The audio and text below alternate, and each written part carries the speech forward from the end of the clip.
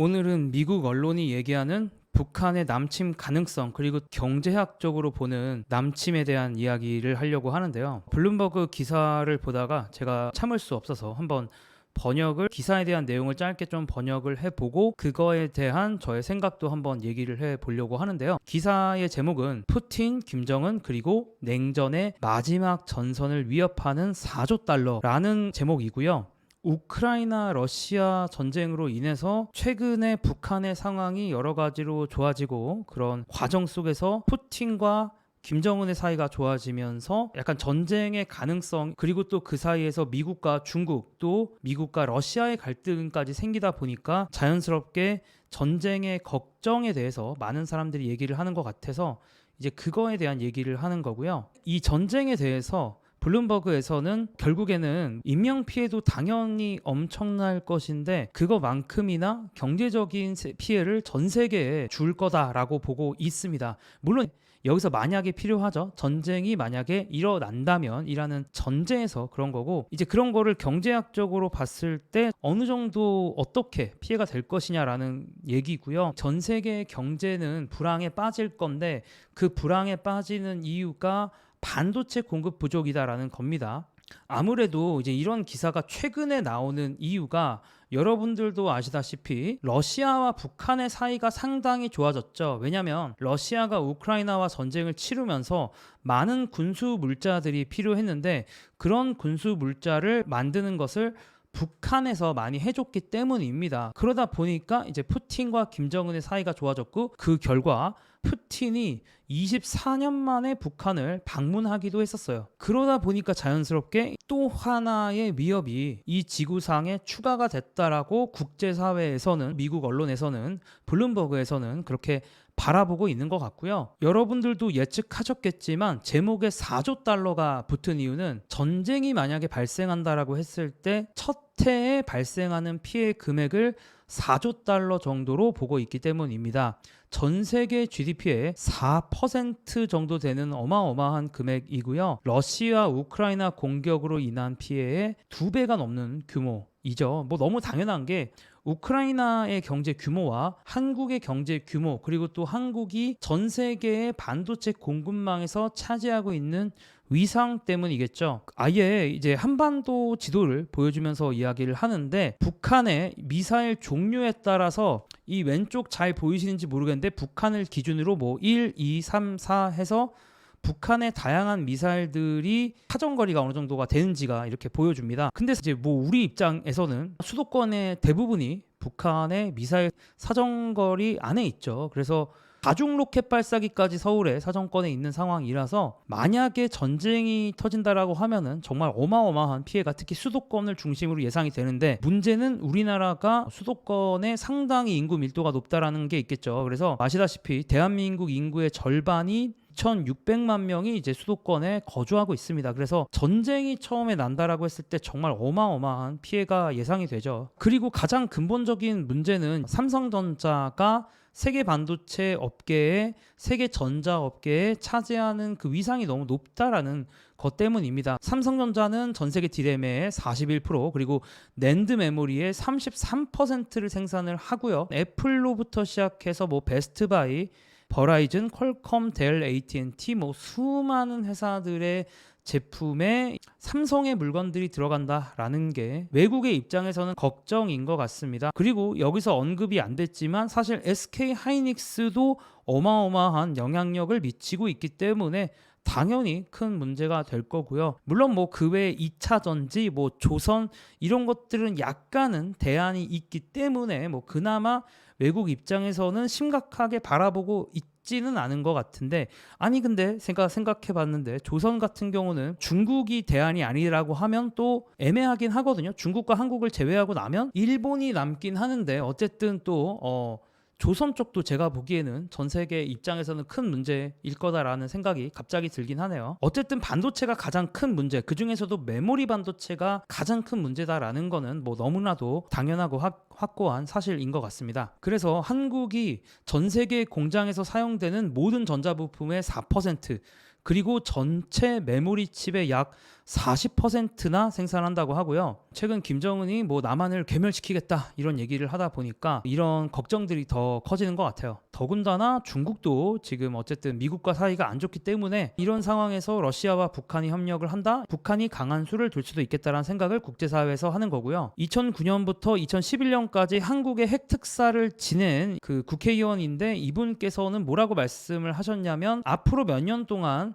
한반도에서 충돌이 발생할 가능성이 30% 정도다라고 뭐 말씀을 하셨는데 이 수치가 30%는 너무 큰 수치가 아닌가 이런 생각이 듭니다. 물론 이제 여기서 말하는 충돌이 전쟁까지를 말한다기보다는 뭐 폭격이나 뭐 이런 거를 얘기할 수도 있겠죠. 좋지 않은 군사적인 사건이 발생할 수 있다라는 말씀을 하셨고 소련 붕괴 이후에 가장 심각한 상황이다라고 보고 계십니다. 어떤 종류의 교전은 소형 무기 사격으로 이어질 수 있으며 이건 더 나아가서 기관총 사격 포격으로 이어질 것이다 라는 그런 예상이 있는데 뭐 저희가 가장 원치 않는 시나리오는 당연히 전쟁인 것 같습니다. 사실 주변에도 여전히 이제 이런 시나리오에 대해서 걱정하고 계시는 분들이 은근히 많기는 하더라고요. 당연히 이제 이런 전쟁이 일어난다라고 했을 때 이런 전면전은 서울의 주요 군사 정치 경제 목표물에 대한 포격으로 시작되겠죠. 근데 이제 정말 사람들이 많이 걱정하는 게 최근 몇 달 사이에 북한이 휴전선 70km 이내의 반도체 제조 시설을 파괴할 수 있는 정밀 방사포 로켓을 실험하기도 했고요. 또 250km 이상을 갈 수 있는 단거리 탄도 미사일도 계속 이제 실험을 하고 있습니다. 이제 이런 것들이 계속 우리가 걱정을 최근에 국제사회에서도 더 많이 하는 이유겠죠. 그리고 핵 공격에 대한 이야기들도 있는데 국방연구원의 연구에 따르면은 북한은 한국, 일본 그리고 미국까지도 핵 공격을 시도할 수 있는 80에서 90여 개의 핵탄두를 보유하고 있다라고 추측을 하고 있습니다. 그러면서 만약에 전쟁이 일어난다라고 했을 때 전 세계 GDP에 그리고 각 국의 GDP에 어떤 영향을 주는지를 이제 그래프로 그렸는데 정말 상상도 하고 싶지 않은데 이제 한국 같은 경우는 37.5% 정도의 GDP가 마이너스가 될 거다라고 보고 있습니다. 그냥 이거 뭐 상상도 하고 싶지 않네요. 중국은 마이너스 5% 그리고 미국은 2.3%, 전 세계는 4% 정도 영향을 보고 있는데 그나마 다행이라고 하는 거는 블룸버그에서는 이 확률 자체를 very low라고 표현을 했기 때문에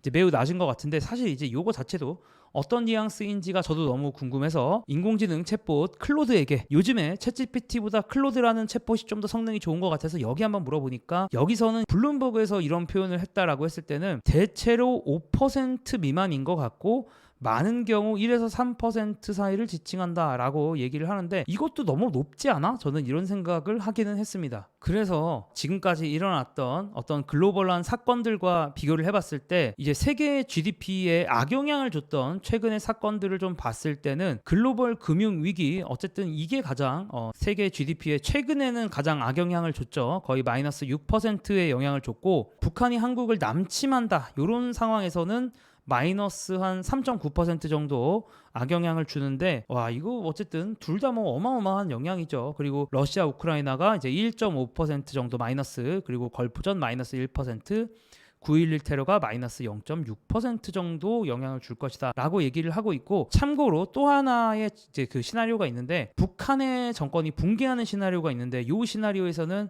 마이너스 0.5% 요건 좀 이제 약간 그나마 좀 라이트한 영향을 주겠네요. 물론 블룸버그에서도 전쟁이 일어났을 때는 김정은이 사망할 가능성이 매우 확실하기 때문에 전쟁이 일어날 가능성은 여전히 낮다고 보고 있습니다. 어쨌든 만약에 정말 전쟁이 일어난다고 하면 이게 일이 너무 커질 수가 있기 때문에 어쨌든 김정은 입장에서도 모든 걸 걸어야 되니까 이거는 확실히 확률은 좀 낮지 않을까 저도 아주 낮다라고 전 생각을 하고 있습니다. 그리고 아무리 전쟁 시나리오를 뭐 닥터 스트레인지가 와서 시나리오를 몇 천만 개를 굴려봐도 대부분의 전쟁 시나리오는 제가 보기에 김정은이 쓰러지고 북한도 폐허가 될 거고 물론 이제 남한이 얼마나 폐허가 될 거냐 요건 좀 이제 생각을 해봐야겠지만 자 다니엘 K 이노우의 아시아 태평양 안보 연구센터에 계신 그 교수님께서는 뭐라고 얘기를 했냐면 김정은은 그래도 자살하지는 않을 만큼 이성적이다라고 얘기를 했는데 이거는 무슨 얘기냐면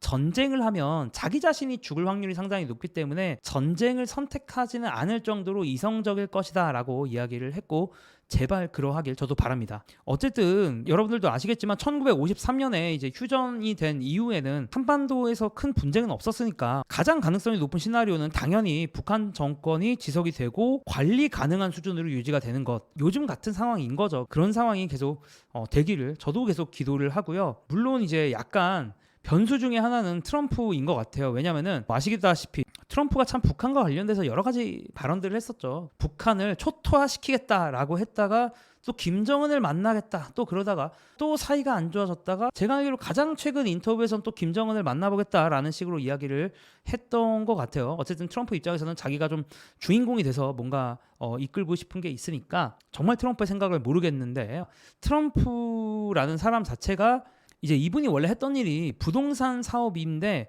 그 특징이 보통 일회성 거래고 그러다 보니까 트럼프를 우리가 바라볼 때 트럼프는 국가 간의 어떤 딜을 할 때도 일회성으로 생각하는 경향이 있다라는 점을 우리가 염두에 둬야 한다라는 얘기가 있고요. 근데 이제 국가 간의 관계는 아시다시피 반복되는 게임이기 때문에 좀 다른 관점으로 접근해야 되는데 이제 이런 걱정을 좀 하시더라고요. 어쨌든 이제 정권 붕괴에 대한 시나리오 아까도 짧게 말씀드렸지만 이런 가능성도 어느 정도 이야기를 하고 있고 여러분들도 아시다시피 북한이 이제 내부 혼란도 있고 또 건강 문제설이 막 계속 또 돌잖아요. 이제 김정은에 대해서도 그러다 보니까 계속 또 이제 그 국가에 있는 국민들이 또 워낙 빈곤하다 보니까 이런저런 여러 가지 이유로 정권이 아예 붕괴될 가능성 역시 대두되고 있습니다. 근데 이제 만약에 정권이 붕괴가 돼도 아주 정말 다양한 일들이 일어날 것 같아요. 왜냐하면 북한에 핵무기가 있으니까 그 핵무기를 차지하기 위해서 아마 중국도 막 들어와서 뭔가 하려고 할 가능성도 있고 또 당연히 한국도 가만히 있을 수 없죠. 그리고 만약에 북한의 정권이 붕괴하면 미국도 지금 북한에 핵무기가 있다는 걸 어느 정도 알고 있기 때문에 가만히 있을 리가 없죠. 그렇기 때문에 동시다발적으로 아주 복잡한 일이 중간에 저도 벌어질 것 같네요.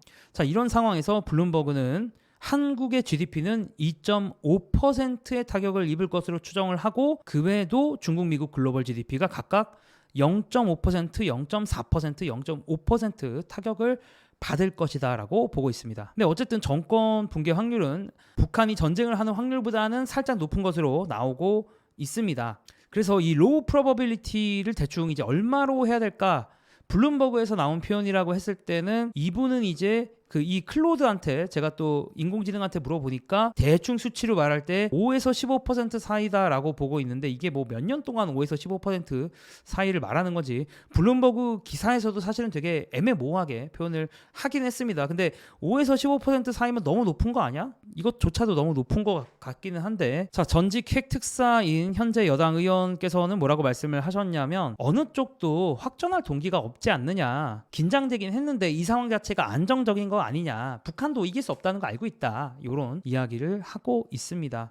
물론 이제 당연히 만일의 사태에 대비를 해야겠죠. 이런 상황에서 세계 경제에 있어서 플랜 B가 좀 존재하지 않는다라는 얘기를 좀 드리고 싶고, 그러니까 플랜 B가 없다라는 거는 이제 이런 상황에서 전쟁이 일어났을 때 전 세계 경제가 심각한 타격을 받게 될 거라는 거죠. 그러니까 대안이 딱히 없다라는 거고, 저도 이제 외신을 많이 보는 편인데 외신에서 최근에 자꾸 조금씩 이런 기사들이 나오고 있기는 합니다. 그래서 미국 현지에서는 상당히 좀 불안함을 느끼고 있는 것 같다라는 생각이 많이 들었고요. 이런 기사를 보면서도 물론 이제 확률을 아주 낮다라고 very low라고 표현을 했기 때문에 다행인가라는 생각도 들고, 트럼프가 뭐 대통령이 될지 안 될지는 모르겠지만 분명히 좀 꼬리 위협은 될 것 같아요. 근데 여기서 이제 꼬리 위협이라는 게 아주 긍정적일 수도 있고 혹은 아주 부정적일 수도 있다라고 봅니다. 무조건 한 사이드로 제가 뭐 트럼프가 부정적이다 뭐 이렇게 얘기를 하려는 게 아니기 때문에 이제 오해는 하지 마시고, 저보고 어떤 대통령 지지하냐 가끔 물어보시는데 저는 카니에 웨스트 지지한다고